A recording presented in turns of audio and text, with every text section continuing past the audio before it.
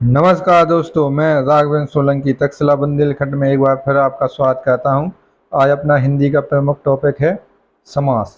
कौन से समास? यहाँ से आपके समास से जरूर क्वेश्चन पूछे जाते हैं। अगर आपके 25 नंबर की हिंदी आ रही तो उसमें आपके 2 से लेकर 3 आपके क्वेश्चन, 1 से लेकर 2 जरूर तो पूछे जाते हैं। अगर 2 से 3 पूछ लिए जाए तो बहुत ही अच्छी बात होती है, ठीक है। लेकिन 1 से 2 तो अपने इसमें पूछे ही जाते हैं 100%। ये प्रमुख टॉपिक है अपना समास हिंदी का। तो जो भी अभ्यर्थी जैसे एसएससी जीडी हो गए, यूपी पुलिस हो गए, यूपी ट्रिपल एससी में भी आपकी हिंदी ज़्यादातर वैकेंसियों में आती है, तो जिसकी तैयारी कर रहे हैं तो हिंदी जरूर पढ़ें और हमारे चैनल को सब्सक्राइब जरूर कर लें, लाइक करें और अपने मित्रों को शेयर कर दें ताकि वो भी आराम से देख सकें। तो आइए देखते हैं। सबसे पहले क्वेश्चन कई बार पूछा गया है हर एग्जाम में कि समास का शाब्दिक अर्थ क्या होता है। मतलब संक्षेपीकरण। किसी चीज़ को हमने लिखा दो बैलों से चलने वाली गाड़ी, तो इसको आराम से एक समास में क्या लिख सकते हैं? बैलगाड़ी। तो बैलों के द्वारा चलने रेलगाड़ी को क्या लिख सकते हैं? दो पटरियों पर चलने वाली रेलगाड़ी, रेल, तो उसको रेलगाड़ी आराम से कह सकते हैं। मतलब उसका संक्षेपीकरण, मतलब उसको छोटे रूप में लिख देना किसी चीज़ को। जब आप उदाहरण पढ़ेंगे इसके तो आराम से आपको समझ में आ जाएगा, इसका संक्षेपीकरण होता है। आगे चलते हैं। परिभाषा इसकी क्या है? मोस्ट इम्पोर्टेंट है, यहाँ से आपकी जरूरियात परिभाषा याद आपको रहनी चाहिए। जो आपके उच्च लेवल के जैसे यूपी एस आई होगा, यूपी ट्रिपल एस हो गए, यहाँ पर परिभाषा से आपकी दे देते हैं, परिभाषा लिख के या पूछ लेते हैं इसमें समास कौन सा है। तो दो या दो से अधिक शब्दों से मिलकर बने हुए एक नवीन एवं सार्थक शब्द को समास कहते हैं। समास में 2 पद होते हैं। पूर्व पद होता है, एक उत्तर पद। पूर्व मतलब पहले वाला पद और उत्तर मतलब बाद वाला पद। इसमें आपके आगे पढ़ेंगे तो एक पद प्रधान होता है, एक पद आपका गौण होता है। तो ये सब आपको याद करने पड़ेंगे। जहाँ कहीं भी नोट्स बना रहे आराम से तसल्ली के साथ इसमें नोट्स बना लें।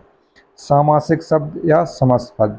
समास के नियमों से निर्मित शब्द सामासिक शब्द कहलाते। जैसे समास के जो नियम होते हैं कि आपके बैलगाड़ी है तो बैल के लिए गाड़ी हो जाएगा। इसमें आपके कौन सा गौण पद होगा, कौन सा आपका प्रधान पद होगा, तो ये सब जो इनके नियम हैं इसे समस्त पद भी कहते हैं।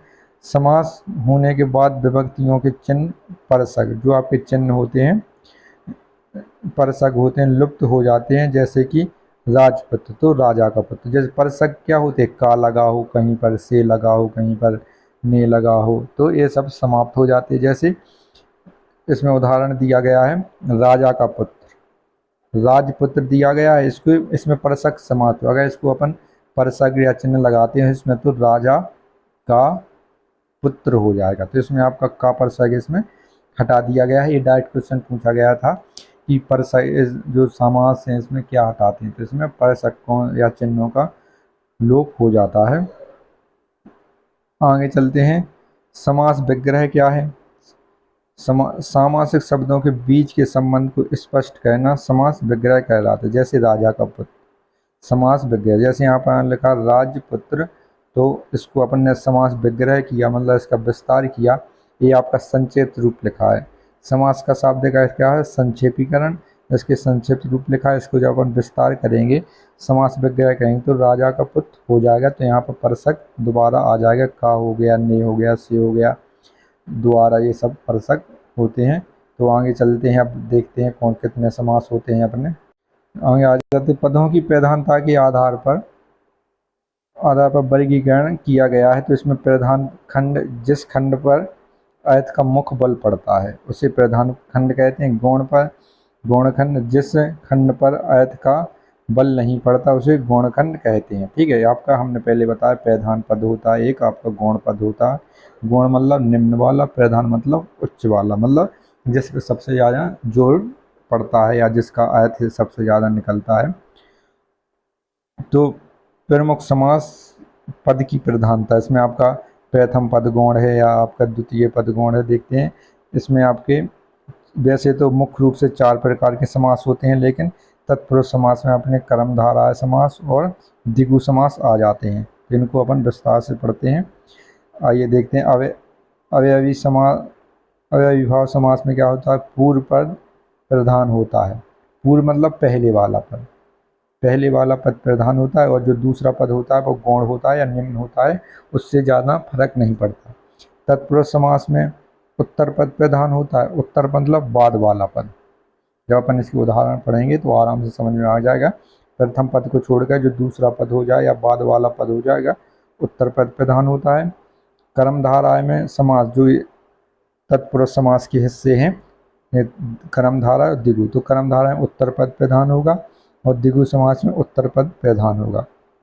तो तत्पुरुष के ही भाग कर्मधारय और द्विगु समास में तीनों में उत्तर पद प्रधान होगा। क्योंकि ये कर्मधारय में उत्तर पद प्रधान होगा तो कर्मधार तत्पुरुष समास में उत्तर पद प्रधान होगा, और तत्पुरुष समास के दो ये प्रमुख भाग हैं तो इनमें भी उत्तर पद प्रधान हो जाएगा। आगे चलते हैं द्विगु समास।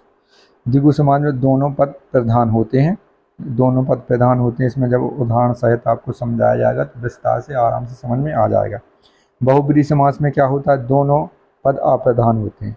बहुब्रीहि समास सबसे ज़्यादा परीक्षा में पूछा जाने वाला समास है, जो बार बार पूछा जाता है हर परीक्षा में। जैसे अव्ययी भाव समास हो गया, बहुब्रीहि समास हो गया, इनसे ज़्यादा क्वेश्चन बनते हैं। तो इनसे दोनों पद बहुब्रीहि समास के अप्रधान होते हैं। इसमें दोनों पद को मिलकर एक तीसरा पद बनता है। तो जब अपन लोग इसको पढ़ेंगे तो विस्तार से अपन इस पर चर्चा करेंगे तो आराम से समझ में आ जाएगा। आगे चलते हैं, पहला आपका अव्ययी भाव समास है, उसको देखते हैं।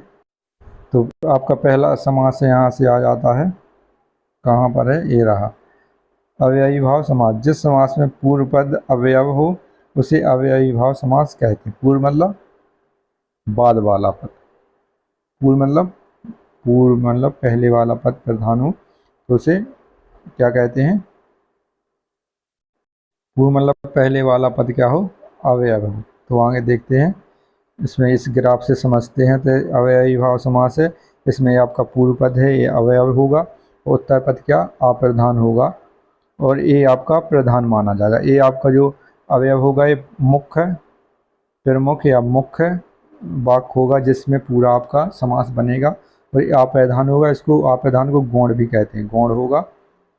तो इसके बाद अव्ययी भाव समास बन जाता है।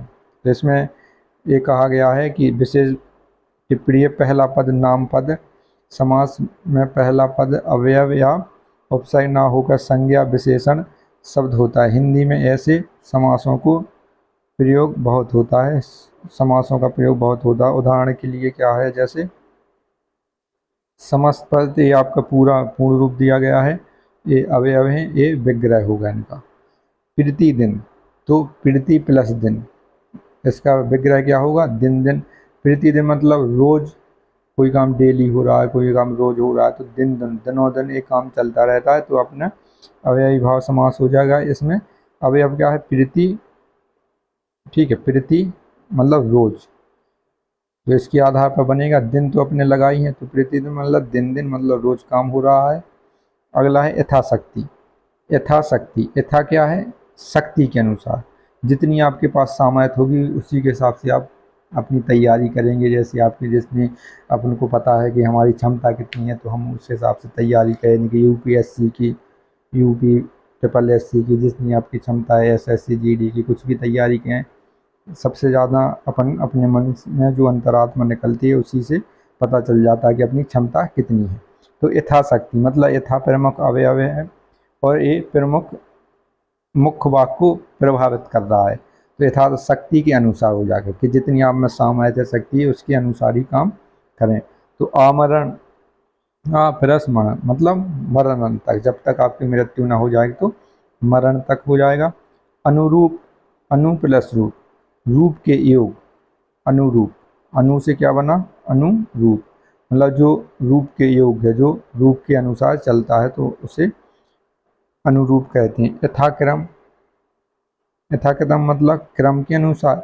अब नहीं कहते सीख अपने अपने यथा स्थान पर अपने अपने स्थान ग्रहण करें, यथा स्थान ग्रहण करें। तो यथाक्रम मतलब जिसका जो क्रम था अपने अपने क्रम के अनुसार सबको दिया जाएगा।